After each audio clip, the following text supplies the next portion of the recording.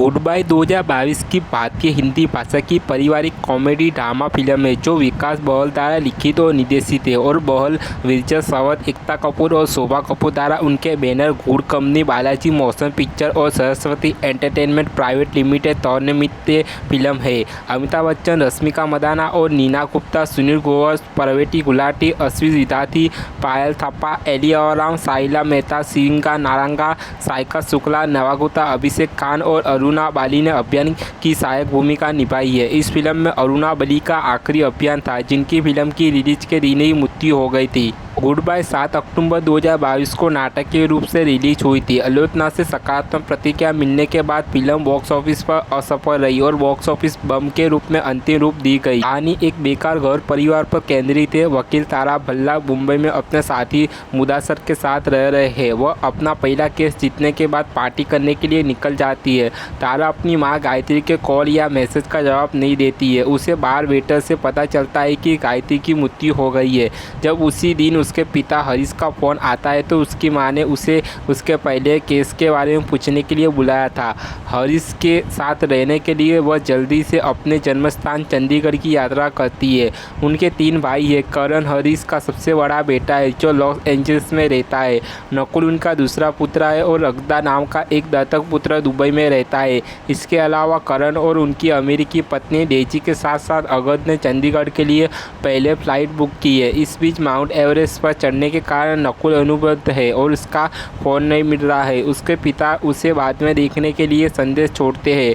वहाँ का पहला व्यक्ति तारा है। वह और हरीश दाह संस्कार के बारे में असहमत है और वे उनके बारे में बहस करते हैं। हरीश भी करण और अगद से नाराज है क्योंकि उसे लगता है कि उन पर अपनी मां की मौत का कोई असर नहीं है। हरीश के व्यवहार के कारण घर में झगड़ा होने लगता है। हालांकि उनसे किसी के पास कोई विकल्प नहीं है।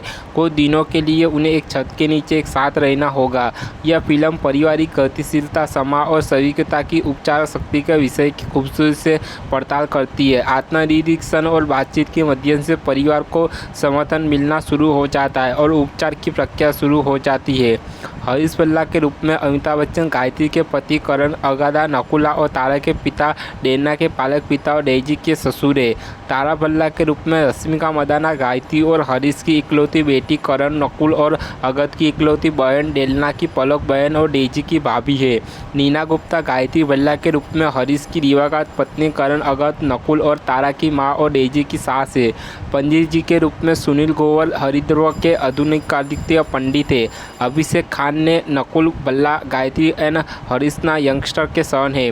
करण भल्ला के रूप में पवेल गुलाटी गायत्री और हरीश का बड़ा बेटा है। डेजी का पति और नकुल अगद और तारा का बड़ा भाई और डेलाना का पालक भाई है।